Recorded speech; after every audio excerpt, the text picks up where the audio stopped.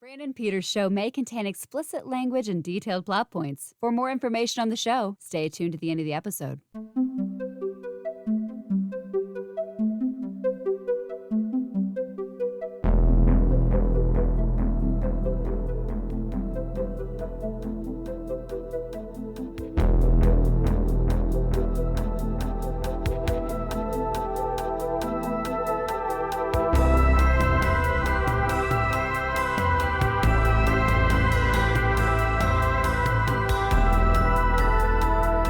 And now, here's Brandon. Welcome to Old Space Show. Hello. Hello. That's Russell McGee. I'm Brandon. This series of Old Space Show follows the symbiotastic adventures of Galen and his two astronaut pals as they wade their way through the futuristic Earth in the short-lived television version of Planet of the Apes. Today, we discuss the penultimate 13th episode, The Liberator. When they are captured by the human community that provides human slaves to the apes, Alan and Peter's survival is dependent on convincing their captors to rebel against the apes. All right. This one is directed by Arnold Lavin. Do you remember the episodes he's directed up to here, Russell?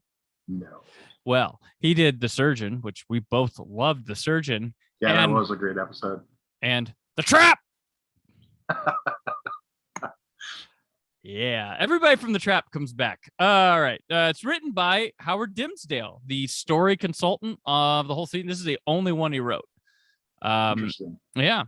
It stars Roddy McDowell, Ron Harper, James Naughton, John Ireland, Ben Andrews, and Jennifer Ashley.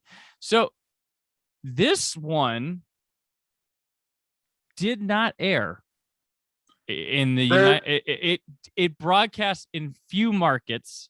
I was going to say there's controversy about that, whether it did or did not air. It was yoinked nationwide. Right. And the final episode, which we'll be talking about next week, Up Above, The World So High. My favorite episode. Like a diamond in the sky, went down and got to land right here and be final. But they were like, we need to bump this up and cut this series out of here. So this one, The Liberator, was axed as the show was axed, but some places still aired it for non-US territories. I always hate saying foreign because like we're foreign to like non-US territories. Like we're not the only ones with TV. So non-US markets aired it kind of in a thing. So yeah, like you said, there's some questioning. Like back in the day, it used to be like, yeah, they cut this when it was done. That's how the network tells it. But somebody had, when they send out these two networks, like local affiliates and stuff, they have the tapes ready to go already. So some of them probably didn't get the memo. Some of them just said, well, we're going to air this anyway on Saturday because we got nothing going on. Right. We didn't get, movie of the week didn't show up. We can't show Earthquake yet. So that's what they might do. So yeah, it did air on TV, but not as intended. Would that be them? Yeah. Yeah, because it wouldn't have gone out nationally, as you said, with the broadcast schedule. So So by the time we're here, this series has already met its fate. Just the ratings, I'm guessing, was the prime reason for it. Do you know anything about the axing? No, I don't. And I couldn't find anything about why, or I'm just going to guess ratings because that would have been the legitimate reason. But as you and I have said, it's sad because now like it finally has found its footing and has actually been taking off as a series, but like it's too little too late. Yeah. And it's found its footing. It's found its own things to do. It's found how to take formulaic genre work and really make it ape style and to really sink its teeth into it. And yeah, it's a shame. This episode, I read that it also ended up creating quite a controversy at the time, which I did not. I like watching it. I'm just like, why would this create? Yeah. But like we're so again, like we've talked about how a lot of things have become commonplace in what we see in genre TV now. The whole thing as far as the gas bombs, which spoilers, sorry, but that's part of this is a major thrust. But I guess both with World War II vets and also what was going on with Vietnam and Agent Orange, this episode in particular became like really controversial. Wow. So like, yeah, it was a hotbed of discussion and did not do so well as a result. Yeah. So there's a chance that this was yoinked for that reason too, rather than just, hey, we're going to end this show soon. Let's bump the other one. Right. So, that, yeah, I can see that. Like it plays like, I would think if you were like telling me there's controversial, it would be something to do with the slavery aspect of this, but right. No, because of what was going on with the Vietnam War and everything in Agent Orange and, chemical warfare, this episode hit a nerve and people reacted to it. Which again, like watching it now, like, and my dad was in Vietnam. What didn't even occur to me at first until I looked up and was doing some research before we got on tonight. That would even be something that would be an issue. It's also interesting that they blended this, and we talked about like mythology and stuff early on. Yeah. But how they blended that into a human god as far as with what they had with the temple and everything. And it's been a while since we've seen an episode like that. Yeah, I thought some of this in a weird way, some of the core of this episode kind of felt some formulaicness with the Apes series, because it's kind of, here we go again with our two human guys being captive or hiding out while Galen does all the work and negotiating and everything on the side. So I'm like, okay, that's their bread and butter plots right here, because that tends to happen quite a bit. Even in this one where it's human run stuff.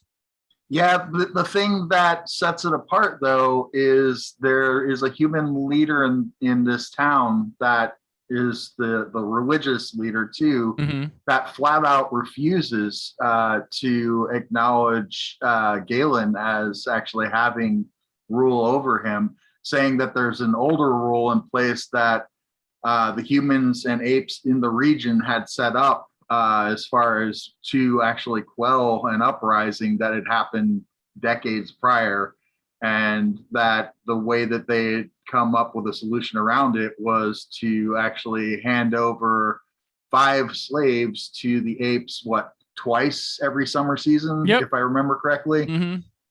Yeah, and this guy's a human selling human slaves, and they're making sacrifice, and people buy into it. It's very much the old like Wicker Man type stuff going on with that, where it's just kind of creepy folk culture thing.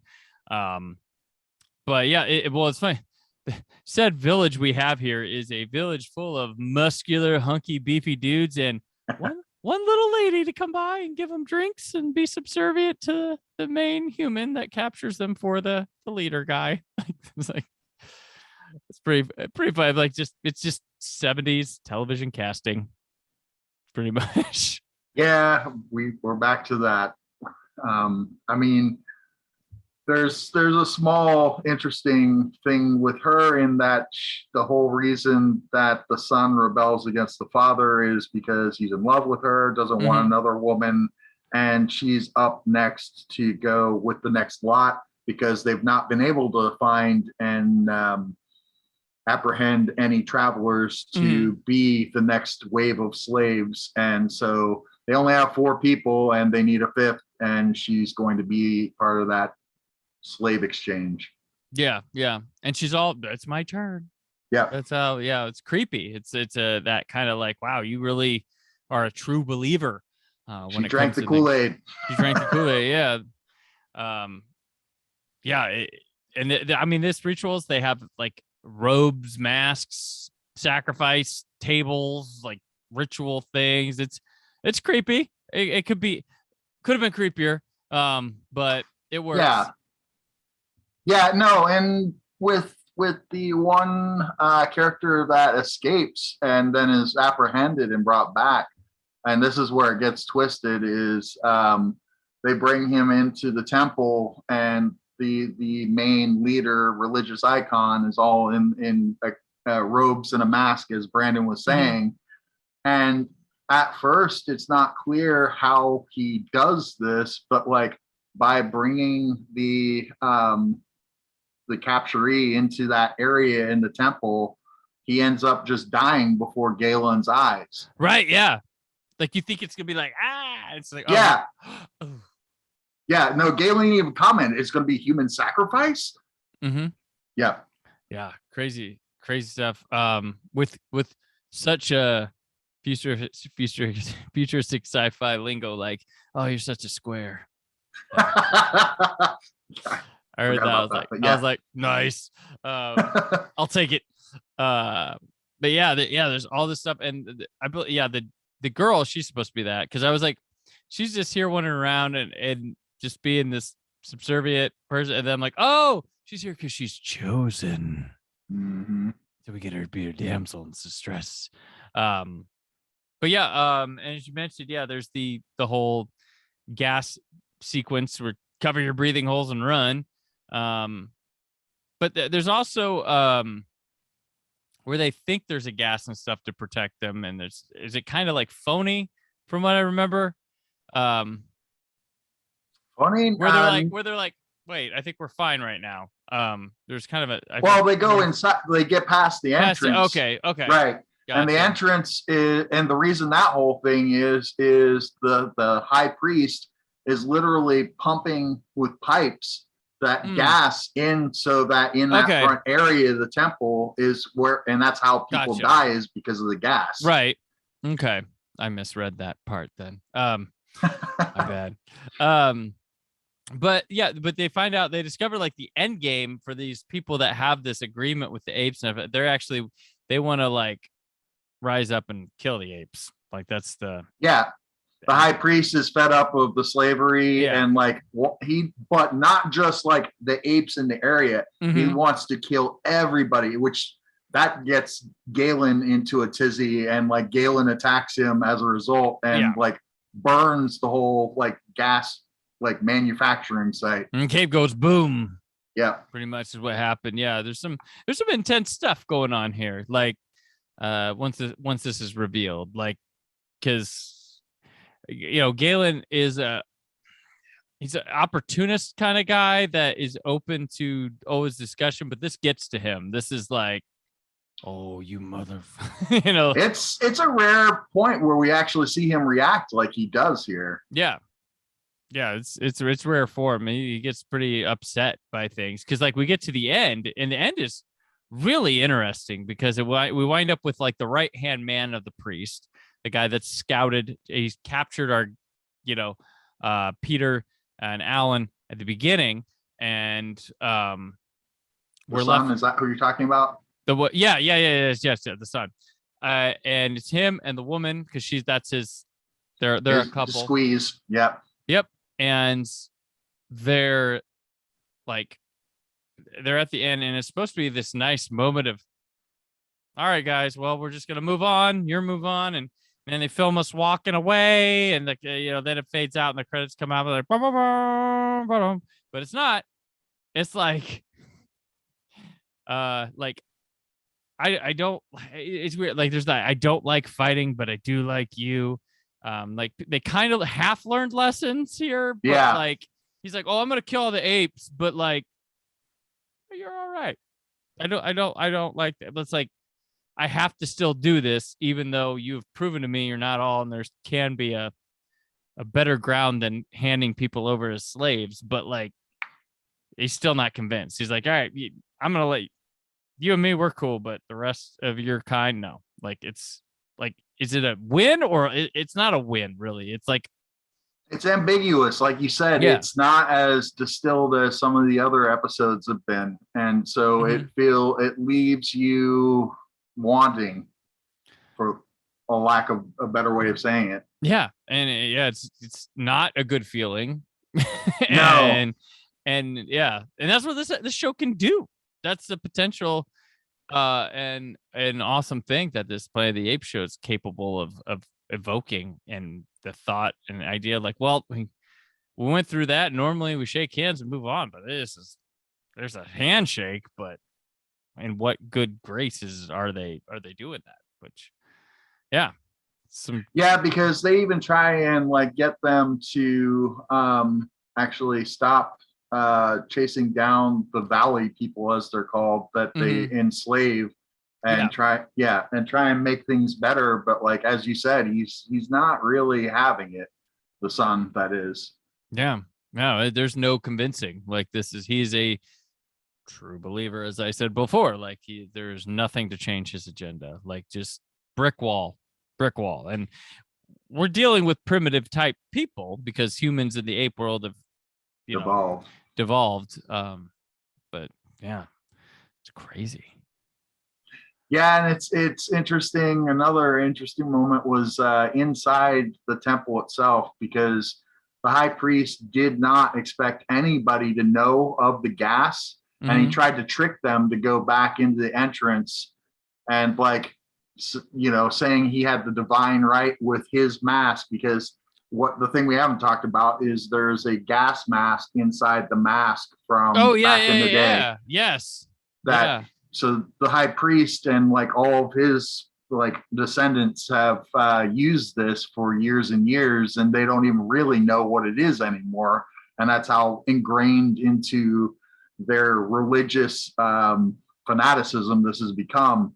And it's only because our two heroes come up with a way of actually using charcoal to ventilate, to be able to go through the gas. And by doing that, they actually prove to them, oh, no, this isn't divine. And, actually show him there may be another way. But like, even there, as you said, he was way far gone, because like that's when he goes on his tirade of wanting to kill all the apes. Yeah. Crazy. Yeah, I like this. If anything, I felt like this one could have been tighter. Like, I felt like it was stretched a little, but it delivers the goods nonetheless. It does, but like, as you said, there's not. It's interesting because it's like some of the earlier episodes where our main core cast didn't really have that much to do. Right. Yeah. The two, Alan and Peter, just like, well, what's up now? And it's a lot of Galen, like, well, so it's a struggle right there. And this was the 7th episode film, so they're not like the stride we talk about was happening or starting to happen here, or maybe, but wasn't quite there yet. And this one, like, if I'm like, yeah, I can, okay, so they've got it, but they're not quite all the way there. They're on the better half of that. But had we watched this one earlier than some of the others we've just been on a run through, I've probably been like, whoa. Yeah, that's true. That's very true. Which you can watch pretty much all these out of context too. Like, you can pick up a random one and go after the first one. You can pretty much pick them up and go there. There's loose continuity, if any, between them, but that's how television was. So that's what they did. But yeah, any more thoughts on the Liberator, Russell? Again, like, as I said, this one did not really have a hold on me like some of the other episodes that we've more recently watched. Right. So, I mean, as I said, it's interesting from a historical context, looking back on it now and what people were dealing with Agent Orange. But like, aside from that, like, this one kind of just fell flat for me, man. Yeah, no, there's something there. There's something there. It's at least more interesting than some of the first episodes, but it's not quite there. Like I said, tighter. There could have been something to run with a bit better or fill the time with a little more. But yeah, it's like we were all, and then we took a step down. like, back to reality, folks. So, but yeah, this one never aired. They were like, yep. They picked the right one to, if you ask me to choose. So, but now it's come time to take our stinking paws off this damn dirty episode. So, Russell, thank you as always. Thank you, sir, for liberating me this episode. Until next time, where can people keep up with you? Well, as you know, my day job is at WTIU and WFIU, where I work as the on-air promotions producer. And for all of the sci-fi geekery out there, I also work on the Doctor Who audios for Big Finish. Specifically, I'm working on the Gallifrey series, and we're going to have a new set coming out here shortly. So check out bigfinishproductions.com and look up Gallifrey, and you'll find me. All right. Excellent. And hashtag, oh boy, Liberator. I don't know. There we go. I hate myself for those sometimes. And I'm on Twitter and Instagram at Brandon4KUHD, written work at whysoblue.com. There is more from the Brandon Peters show this very week, but from Old Space, it's a madhouse. Thank you for listening. The Brandon Peters Show is a Creative Zombie Studios production. Produced by Brad Shoemaker and Brandon Peters. Written and edited by Brandon Peters. Announcer vocals by Jessica Alsman. Theme song by Metavari. Web design and show art by Brad Shoemaker with Brandon Peters. All music and clips featured in the episode are property of their respective studios, and no infringement is intended. Additional information on this and other episodes at BrandonPetersShow.com. For any inquiries, press opportunities, or sponsorship, contact mail at BrandonPetersShow.com. The show is available on Apple Music, Spotify, or anywhere podcasts are found.